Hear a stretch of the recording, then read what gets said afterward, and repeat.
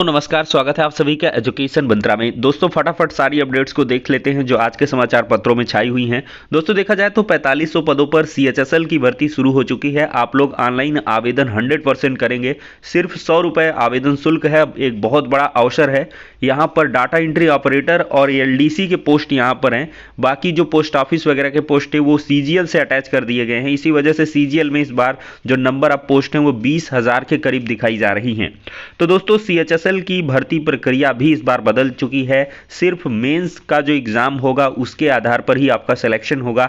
बाकी आपका prelims qualifying in nature रहेगा, मतलब उससे शॉर्ट लिस्टिंग होगी। क्वालिफाइंग तो नहीं कह सकते हैं इसको, मतलब कि उसमें जिस प्रकार से आप मेहनत करेंगे उस प्रकार से हाई मेरिट वालों को भी शॉर्ट लिस्ट किया जाएगा। मतलब कि कायदे से परफॉर्म करिए, शॉर्ट लिस्टिंग में आप जो है अपीयर हो जाइए। फिर इसके बाद मेंस में स्किल टेस्ट और कंप्यूटर प्रोफिशिएंसी टेस्ट जैसे है उसमें क्वालिफाइंग है, और कंप्यूटर के आपके क्वेश्चंस भी पूछे जाएंगे। इस बार नया इम्प्लीमेंटेशन है, उस पर भी आपको क्वालिफाई करना है। बाकी और जो सेक्शन है उन पे आपकी मेरिट बनने वाली है। तो समाचार पत्रों में भी दिया है 4500 पदों पर भर्ती के लिए आवेदन शुरू हो चुका है। ग्रुप सी की ये पोस्ट है दोस्तों। और यहाँ पर देखा जाए तो इस भर्ती के लिए 12वीं पास जो अभ्यर्थी हैं 4 जनवरी की रात 11 बजे तक ऑनलाइन आवेदन कर सकते हैं। 5 जनवरी तक ऑनलाइन फीस जमा होगी। आवेदन पत्र में ऑनलाइन संशोधन 9 से 10 जनवरी की रात 11 बजे तक हो सकेंगे। कंप्यूटर आधारित टीयर 1 परीक्षा फरवरी और मार्च में प्रस्तावित है, जबकि टीयर 2 के संबंध में आयोग की ओर से अलग से जो सूची है वो जारी की जाएगी। दोस्तों बाबा साहब के बारे में योगी आदित्यनाथ जी ने बड़ी जो है अनाउंसमेंट की है। बड़े मतलब जो स्टेटमेंट है वो आए हैं कि बाबा साहब से प्रेरणा प्रकाश पाते हैं वंचित। और डॉक्टर अंबेडकर के परिनिर्वाण दिवस पर मुख्यमंत्री ने श्रद्धांजलि दी है और कहा है कि हमारी सरकार ने दफ्तरों में लगवाए बाबा साहब के चित्र। तो यहाँ पर दोस्तों यहाँ देख सकते हैं कि मुख्यमंत्री योगी आदित्यनाथ ने कहा कि वंचित और दबे कुचले व्यक्ति बाबा साहब के कारण नई प्रेरणा और प्रकाश पाते हैं। जब भी दुनिया में स्वतंत्रता, समानता, न्याय और बंधुता की बात होती है तो बाबा साहब का नाम गौरव और गरिमा के साथ लिया जाता है। दबे कुचले और वंचित लोगों की न्याय की लड़ाई में भी वे प्रेरणा का कार्य करते हैं। मंगलवार को भारत रत्न बाबा साहब डॉक्टर भीमराव अंबेडकर के परिनिर्वाण दिवस पर आयोजित कार्यक्रम में मुख्यमंत्री योगी आदित्यनाथ ने कहा कि तमाम बंधनों के बावजूद देश दुनिया के विश्वविद्यालयों में उच्च शिक्षा और डॉक्टरेट की डिग्री प्राप्त करने के बाद भी उन्होंने जीवन को दबे कुचलों, वंचितों के लिए समर्पित किया। वे स्वतंत्र भारत के न्याय मंत्री बने और देश को नई दिशा दी। 1940-50 में उनके दिखाए गए मार्ग आज भी प्रासंगिक बने हैं। बच्चियों को मिला स्नेह, समाज राष्ट्र के प्रति कृतज्ञता के कई कार्यक्रम चल रहे हैं। सरकार की संवेदनाएं डॉक्टर अंबेडकर की दीन है और बाबा साहब का जीवन दर्शन अनुकरणीय है। सपना साकार कर रही सरकार, केशव मौर्य का कहना है। तो 5 तीर्थ अंबेडकर के नाम पर विकसित कर रही है केंद्र सरकार। तो कुल मिलाकर बाबा साहब का जो परिनिर्वाण दिवस है काफ़ी हर्षोल्लास के साथ जो है मनाया गया है।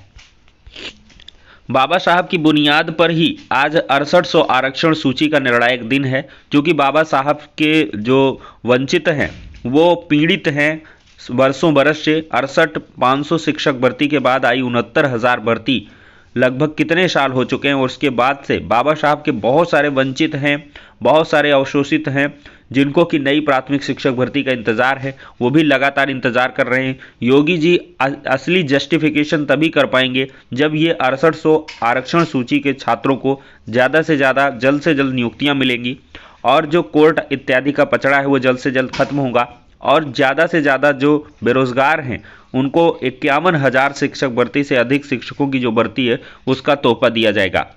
तो दोस्तों महंगाई और बेरोजगारी पर विपक्ष एकजुट हो चुका है। अब महंगाई और बेरोजगारी जैसे मुद्दे को बहुत तेजी के साथ उठाया जाएगा। देखा जाए तो संसद का शीतकालीन सत्र हंगामेदार रहने के आसार हैं। मंगलवार को सर्वदलीय बैठक में विपक्ष महंगाई और बेरोजगारी के मुद्दे पर हमलावर दिखा है।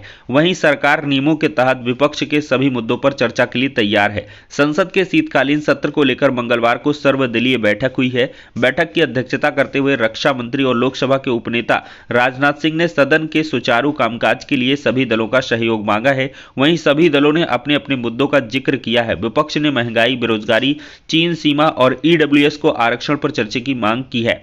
अधीर रंजन ने कहा है कि कॉलेजियम पर सरकार और न्यायपालिका के बीच जो स्थिति पैदा हुई है वह भी अहम मुद्दा है। सरकारी प्रतिष्ठानों का कथित दुरुपयोग के विषय में भी सदन में प्रश्न उठाया जाएगा। संसदीय कार्य मंत्री प्रहलाद जोशी ने कहा है कि हमने विभिन्न दलों के नेताओं संघ सत्र में उठाए जाने वाले विषयों पर विस्तृत चर्चा की है और शीतकालीन सत्र दोस्तों आज से शुरू हो रहा है, 29 दिसंबर तक चलेगा और शीतकालीन सत्र में नई प्राथमिक शिक्षक भर्ती का मुद्दा भी 100% उठाया जाएगा। 51,000 से अधिक रिक्त पदों पर प्राथमिक शिक्षा विभाग में जल्द नई प्राथमिक शिक्षक भर्ती देने के लिए शीतकालीन सत्र में ये मुद्दा उठाया जाए, इसके लिए अभ्यर्थी मिल चुके हैं और मुद्दे को पूरी तरीके से सभी को ब्रीफ करवाया जा चुका है। तो विपक्ष इस पर बहुत तेजी के साथ हमला करने वाला है। अब देखते हैं कि शीतकालीन सत्र में क्या कुछ सरकार की तरफ से जवाब दिया जाता है, क्योंकि आज की डेट में 69,000 शिक्षक भर्ती के जो 6800 आरक्षण सूची का मामला है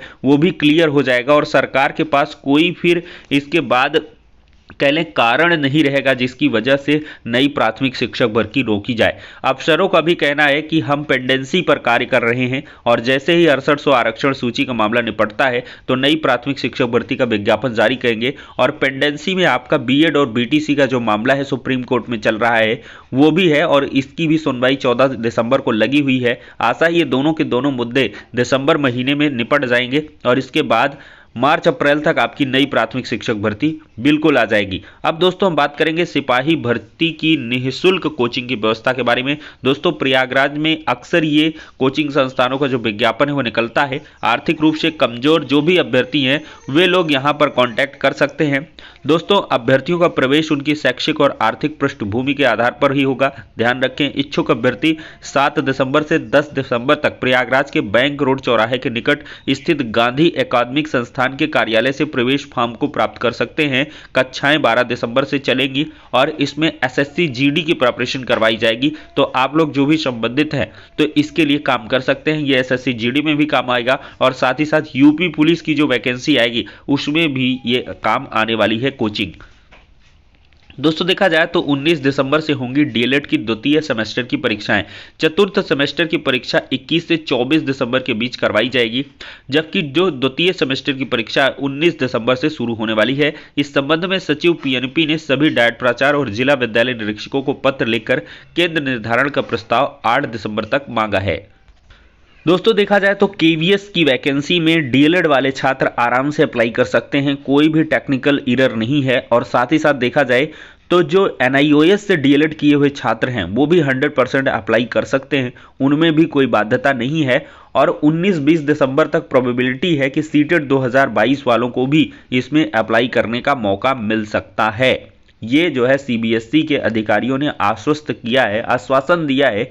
लिखित रूप में तो कोई चीज़ निकल के अभी नहीं आई है, लेकिन 19-20 तारीख तक का आप इंतज़ार करें, मे भी आपका काम बन जाए और सीटेट अपीयरिंग वालों को भी जो केवीएस का 2018 का फॉर्म है उसके बिहाफ पर यानी कि उसी की रीत में आपको भी अप्लाई करने का मौका मिल जाए।